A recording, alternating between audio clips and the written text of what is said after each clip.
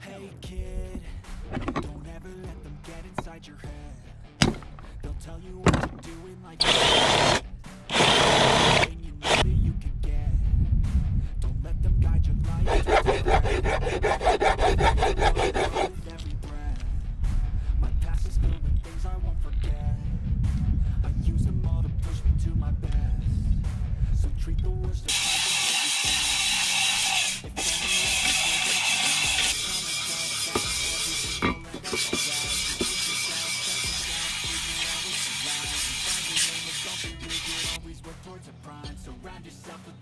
Je vous montre un petit peu à quoi ressemble le transfert quand on monte le cylindre en 45. Donc là, vous vous rendez compte que vous avez quasiment 2 mm ici du transfert qui sont masqués par la chemise du cylindre. Du coup, sur le 45 là que je vais monter, j'ai coupé. Donc j'ai coupé, c'est dégagé maintenant. Mais bon, ils ont fait ça bizarrement, hein. C'est comme si ils s'étaient trompés en centrant, parce que de l'autre côté c'est beaucoup plus ouvert. Donc c'est vraiment... Ouais, je trouve ça bizarre, bizarrement fait. Donc j'ai fait la même chose des deux côtés. Donc on verra ce que ça va donner.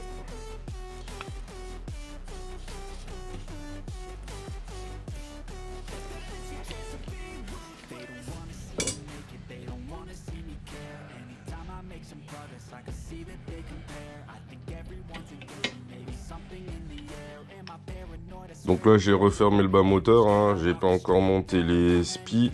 Du coup c'est intéressant pour voir si le vilebrequin roule librement. Donc là on est bon.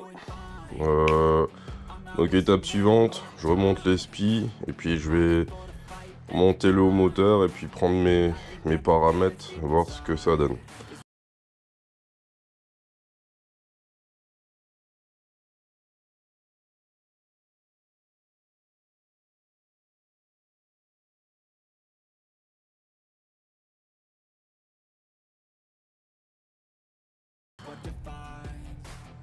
So I won't give up, I'm gonna make it to the top. I don't care what's in my way, I swear I'm never gonna stop. I can walk right on my face and I swear I won't give back up. Cause I don't deserve a thing and the road ahead is tough. Try to kick you while you're down. They wanna rise up while you drown. They wanna fill your head with doubt. They're silently scared that you'll figure it out. I'll make it look like I'm losing. Won't bother hiding my bruises. And when they finally think you're wounded, then it's your chance to be ruthless.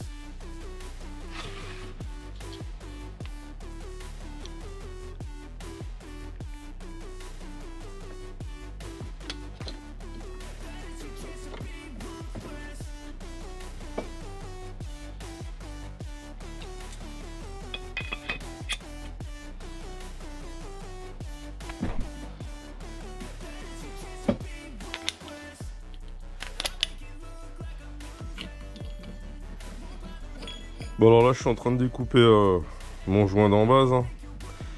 Et donc je répète, on est sur le cylindre en 47 et en fait si vous regardez ici et ici, vous vous rendez bien compte que on n'est pas symétrique du tout sur les transferts latéraux. Donc là j'ai 2,4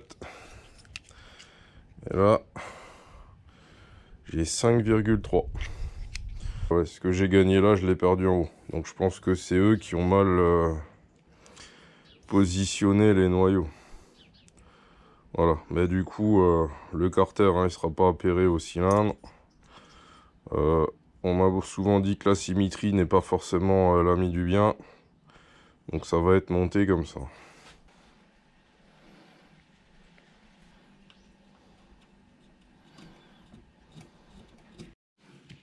Alors petite comparaison des masses des pistons donc entre le Kittersal en 45 et le Kittersal en 47. Alors, je viens de déballer là, le 45 et bizarrement, j'ai pas la cage à aiguille. Donc, je vais utiliser celle du 47 puisqu'a priori, ce sont les mêmes. Ok, voilà. Donc, piston 45, 77, 23. Piston 47, 82, 26. Axe de piston 45, 23, 54. Axe de piston 47, 19, 60. Donc là déjà, on compense la masse du piston par la masse de l'axe.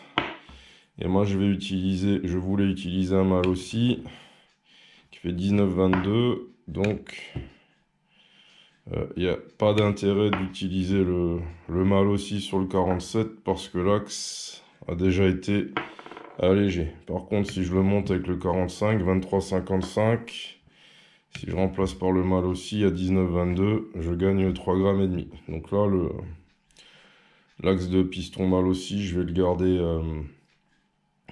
garder pour le montage du 45. Voilà. Donc là, on va rester comme ça. Et donc si on pèse le tout, piston 45, mettre ça en premier, piston 45, segment, circlips, on est à 111,10. Maintenant, on fait la même chose pour le 47.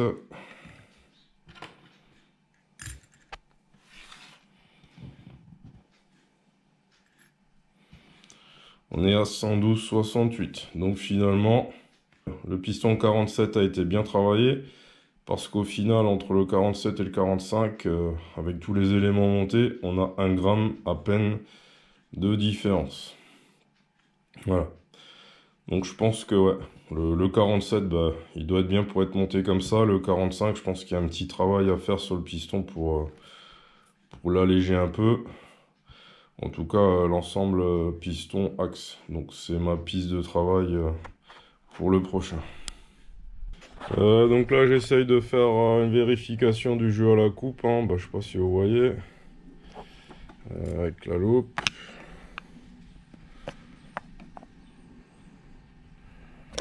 On est là devant normalement. Hein. Il n'y a que dalle. Il n'y a rien qui passe. Donc je vais tester le deuxième segment. Pour voir ce que ça donne. Bon, bah, le deuxième, hein, même histoire. Il n'y a rien qui passe, même pas là. Ouais, je sais pas si je l'ai dit, hein, mais quand j'ai testé le jeu piston-cylindre, j'en ai pas parlé, je crois.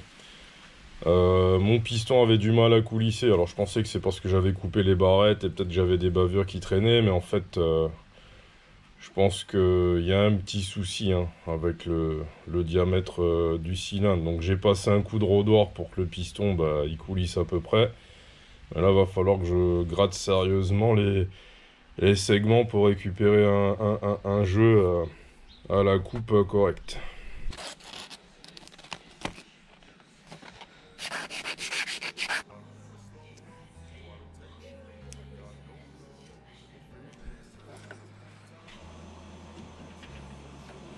Voilà, j'ai un joint papier de 0,7.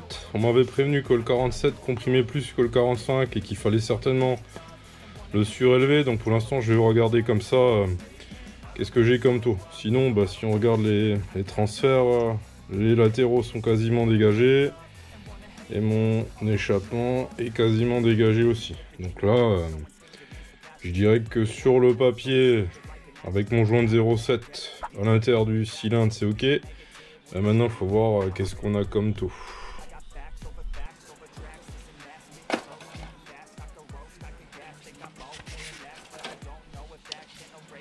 Donc là, j'avais calé l'allumage à la clavette. J'ai vérifié. Je dois être à 0,2 ou 0,3 avant le point moro. Donc c'est pas bon. Je démonte, j'enlève la clavette et je vais le caler comme ça. Hein. Plein de petits embêtements avec l'assemblage de ce moteur. Donc là, c'est la culasse Polini. Je sais pas si vous voyez la portée de soupape en haut à 10 heures. Je pense que ça mériterait un coup de fraisage, mais je suis pas équipé, donc je vais essayer de rôder. Bon, fond d'action. Je vais essayer de rôder le siège de soupape. Enfin, le siège de soupape avec une vieille soupape et du gros grain. Et ensuite,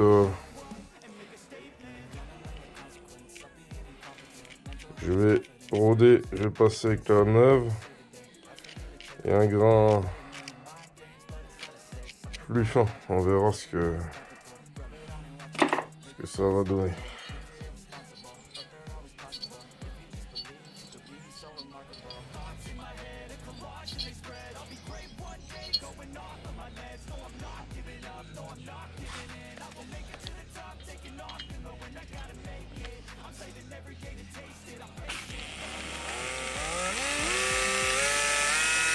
Donc la portée, il y a juste une ligne, hein, il n'y a pas une zone large. Et je pense que c'est mon défaut dans la culasse qui fait ça. Donc là, ça bouge pas, quoi. Je vais repasser un coup au grain fin. Et je vais monter comme ça. Donc là, la question que je me pose, est-ce qu'il vaut mieux pas boucher le trou du décompresseur dans le cylindre et puis simplement utiliser ça comme bouchon de décompresseur, quoi, mais pas comme décompresseur. Je suis embêté, je sais pas quoi faire. Bon, j'ai une jolie ligne noire. Est-ce que ce sera suffisant pour assurer l'étanchéité? On croise les doigts.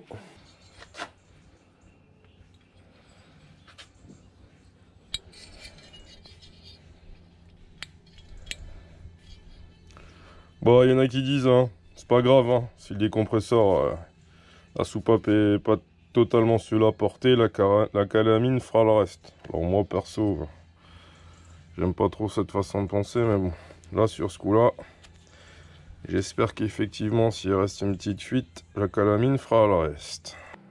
Voilà, je vais contrôler une dernière fois mon taux de compression avec mon volume de chambre, et si c'est bon, je mets le joint de culasse définitivement avec un peu de joint silicone, et puis il me manquera un variateur.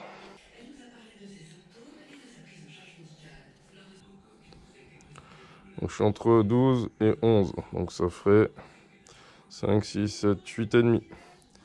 8,5 moins 2, taux de chambre, volume de chambre, 6,5. Je fais le calcul. Petit récap sur mes paramètres moteurs, hein. Du coup, là, on est bon. Donc on est sur un AV7 en diamètre 47. Les segments, bah, je les ai rabotés. J'ai un jeu à la coupe de 0,2 à peu près, serré. Diagramme à l'échappement 157, diagramme aux latéraux 111, diagramme à l'admission 146.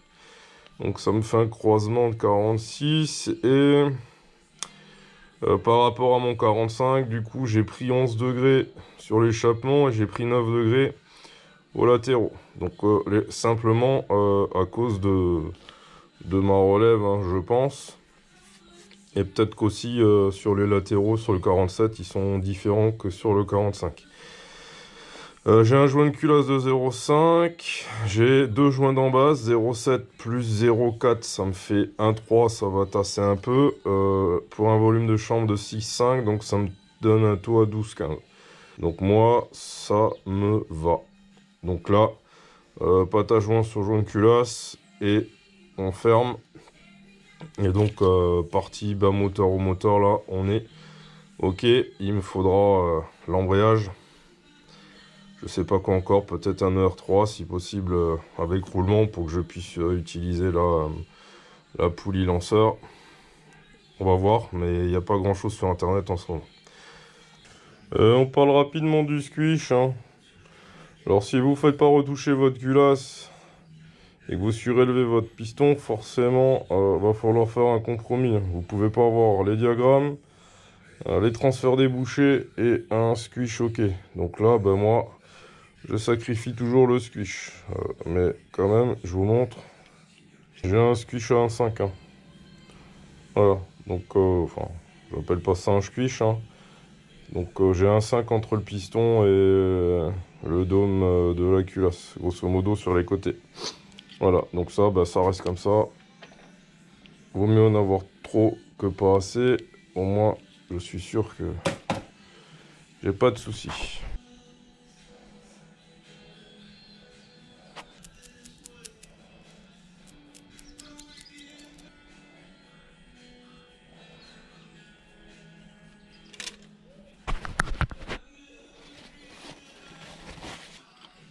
Ah, toujours serré au couple.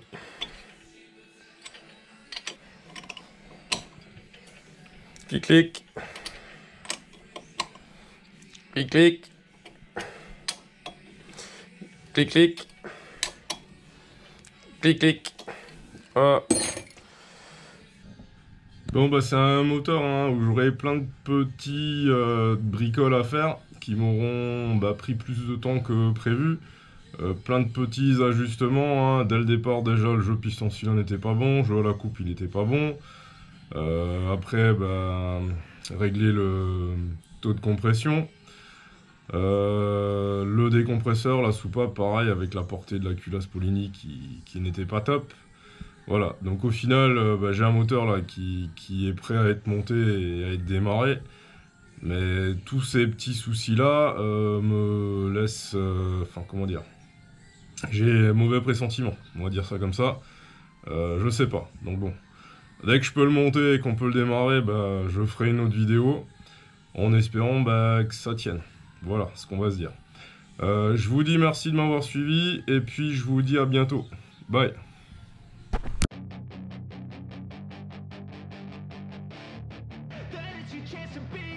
Hey kid,